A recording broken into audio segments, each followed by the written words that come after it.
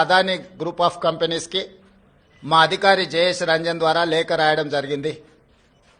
జరుగుతున్న వివాదాలు, ఆరోపణలు, రకరకాల పరిస్థితుల వల్ల తెలంగాణ రాష్ట్ర ప్రభుత్వం మీరు ముందుకు వచ్చి ఉదారంగా తెలంగాణ యంగ్ ఇండియా స్కిల్స్ యూనివర్సిటీకి ఇస్తాన్న 100 కోట్ల రూపాయలను తెలంగాణ రాష్ట్ర ప్రభుత్వము స్వీకరించడానికి సిద్ధంగా లేదు.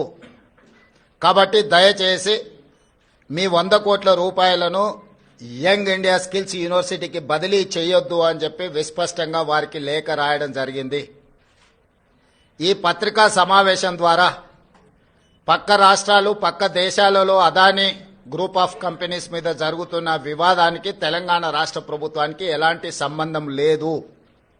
అదేవిధంగా ఒక గొప్ప ఉద్దేశంతో